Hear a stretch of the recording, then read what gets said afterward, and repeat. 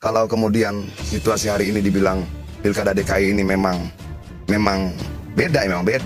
Yang dipilih KTP-nya Jawa Barat, yang mengendorse KTP-nya Solo. Itu loh. Ya, Ridwan Kamil dan wakilnya kan KTP-nya Jawa Barat, yang mengendorse kan KTP-nya Jawa Tengah. Untuk memerintah di Jakarta gitu loh. Faktanya adalah tenaga seorang mantan presiden dan jaringan luar biasa nasional maupun internasional ternyata dipakai hanya untuk beberapa pilkada, bahkan sampai tingkat kabupaten. Nah, lalu bagaimana? Boleh nggak tuh? Ya boleh-boleh saja. Tapi sekali lagi Jokowi sudah membuat harganya segitu. Harga dia jadi segitu gitu. Harganya tadi sangat mahal, sangat tinggi, sangat keren, segala macam, direndahkannya sendiri. Meskipun menurut konstitusi nggak ada yang dilanggar. Nggak ada yang dilanggar. Walaupun kalau konteks Prabowo bisa kita perdebatkan secara konstitusional gitu loh. Mau kau samakan dengan Jokowi ketua tim pemenang siapa? Kita tidak bicara masalah ketiga apa. Jangan partai dan dong. tim pemenangan di sini, ya kan? Lalu kau mau bandingkan Jokowi itu, kau mau menggiring Jokowi itu menjadi presiden dari partai Anda. Bogor. Ya Kenapa kan? bicara milih Jakarta? Lah, saya ketua tim pemenangan.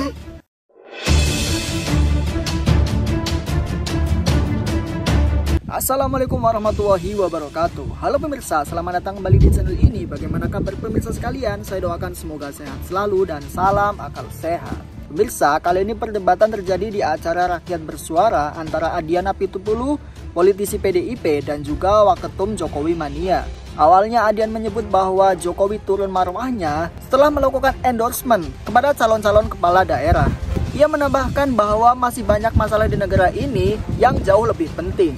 Dan mendengar pernyataan Adian tersebut, Waketum Jokowi Mania tidak terima dan langsung melakukan pembelaan. Ini menarik untuk kita simak pemirsa. Mari kita simak bersama videonya dan harap tonton sampai habis agar tidak gagal paham. Kalau kemudian situasi hari ini dibilang Pilkada DKI ini memang beda. Yang dipilih KTP-nya Jawa Barat, yang mengendorse KTP-nya Solo. Itu loh. Iya kan, Ridwan Kamil dan wakilnya kan KTP-nya Jawa Barat, yang mengendorse kan KTP-nya Jawa Tengah. Untuk memerintah di Jakarta gitu loh. Ya ini juga harusnya berikutnya menjadi evaluasi kita ke depannya untuk pemerintah daerah, gubernur dan sebagainya harus ada aturan lebih ketat. Ya itu satu problem. Nah kalau dibilang Jokowi boleh nggak mengendorse, ya boleh. Kenapa tidak boleh? Boleh-boleh saja. Problemnya kan adalah bahwa siapa sih yang membuat harga lu? Bukan orang lain, diri lu sendiri yang buat harga lu. Artinya Jokowi sedang memberikan harga buat dirinya. Harga buat dirinya seperti apa sebagai mantan presiden? Ya penerima endorse. Ada kalau di sosmed bilang just tip. Jasa titip, saya titip ini ya, saya titip ini. Aduh ampun, sebagai warga negara kayaknya gimana ya punya mantan presiden seperti ini gitu loh. Memangnya tidak ada persoalan-persoalan besar yang harusnya menjadi perhatian lebih besar buat mantan kepala negara. Kan semua orang punya kapasitas ya. Oke, kapasitas Adian ini segini, tenaganya itu cuma segini. Tapi kapasitas mantan presiden itu tenaganya segini.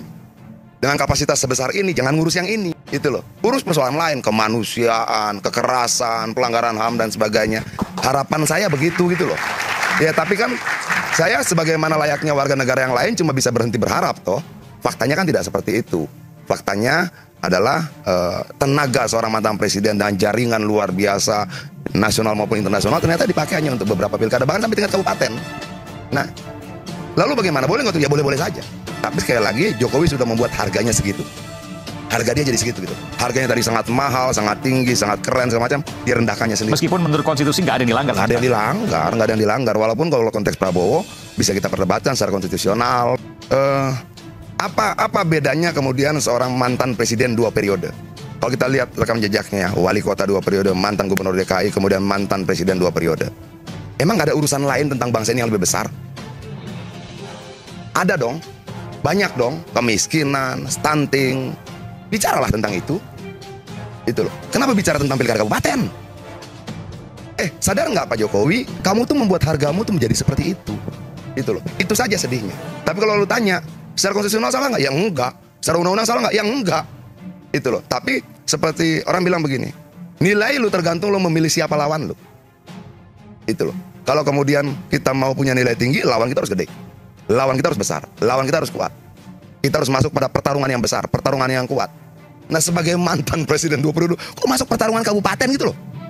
Apa saya ini pendukung Jokowi 2012, 2014, 2019? Itu loh. Bahwa kemudian di ujung jalan kita berpisah, itu proses sejarah. Tapi kalau dibilang sebagai warga negara, saya sedih melihat mantan presiden 2 periode kita kemudian berbicara tentang pilkada kabupaten. Apalagi kalau kita periksa DPT-nya. DPT-nya itu yang 500 ribu, 400 ribu gitu loh. Maksudnya apa ya? Ayolah kalian yang sudah bergelar tinggi, punya pengalaman menjabat di posisi yang tinggi segala macam. Yuk kita berbicara tentang hal-hal lain yang lebih besar. Yuk kita ikut campur untuk hal-hal lain yang lebih besar. Biar rakyat belajar dalam proses ini. Itu loh, ada problem lain di bangsa ini yang belum pernah selesai. Dari dulu pelanggaran HAM-nya belum selesai, stunting terus bertambah, katanya 25% anak Indonesia kelaparan dan sebagainya. Itu gimana? Itu loh. Ayo kita bicara soal itu yuk. Kan level lo sudah nasional nih, sudah mimpin negara nih gitu loh. Oke. Saya pernah ngobrol sama Ridwan Kamil, pernah. Saya bilang, lu itu mantan gubernur Jawa Barat. Masuk Jakarta. Kalau lu menang di Jakarta, lu itu bakal menjadi pesaing calon presiden 2029. Siap nggak partai pendukungnya untuk mengantisipasi situasi itu kalau ternyata dugaan saya benar atau prediksi saya benar? Kenapa? Kita belajar yuk. Jokowi wali kota Solo masuk Jakarta, gubernur, calon presiden. Oke? Anies gubernur, calon presiden. Kualitas pemilih Solo berbeda dengan Jawa Barat. Ridwan Kamil mantan gubernur Jawa Barat, mantan wali kota ya, wali kota, gubernur Jawa Barat, masuk gubernur Jakarta. Oke? Partai-partai pendukung siapkan dia. Apakah ini bagian dari skenario untuk mempersiapkan Ridwan Kamil presiden 2029? Karena power yang dia miliki lebih besar dari yang dimiliki oleh Presiden Jokowi. Bang Adian. Jadi Bang Adian KTP-nya mana? Ini kita bicara masalah endorsement terus bicara tentang KTP. Dapilnya Bogor, dapilnya. KTP-nya kan Bogor. Milih nggak Jakarta? Kalau KTP-nya Bogor, ya kan?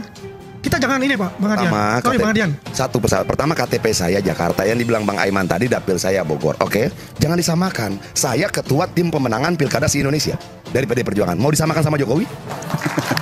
Dia ketua tim pemenangan kalau mana? disamakan jelas tidak sama. Bukan. Jokowi sudah pernah jadi presiden. Dia ketua tim pemenangan mana? Negara ini dengan sebagai baik. ketua tim pemenangan pilkada. Kalau itu ketua bahkan tim saya bisa pemenangan, berbicara tentang pilkada Aceh, pilkada Sumatera Utara, pilkada Lampung, pilkada Jambi. Nah, itu kan tugasnya artinya itu kewenangan yang melekat pada tugas kepartaian saya. Tugas kepartaian, tapi kan kita konteksnya ini adalah endorsement. Ketua tim siapa? Kan dukungan, gitu loh. Apa yang dilakukan oleh Jokowi? Gini, kita mau nyari menang atau mau nyari benar?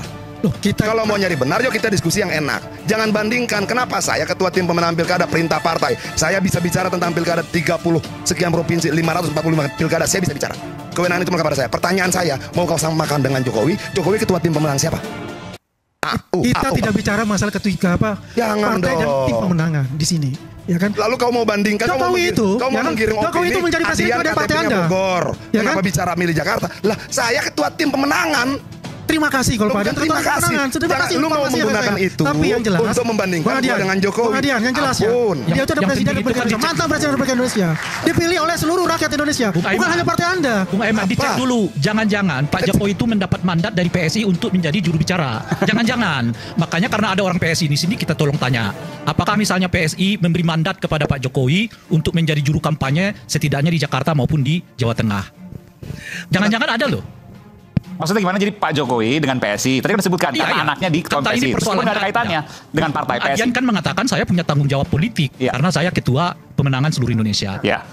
Sementara Jokowi untuk sementara kita mengatakan dia dapat apa? Mandat dari mana? Kok bisa bolak-balik? Jangan-jangan ada mandat dari PSI, itu maksud saya.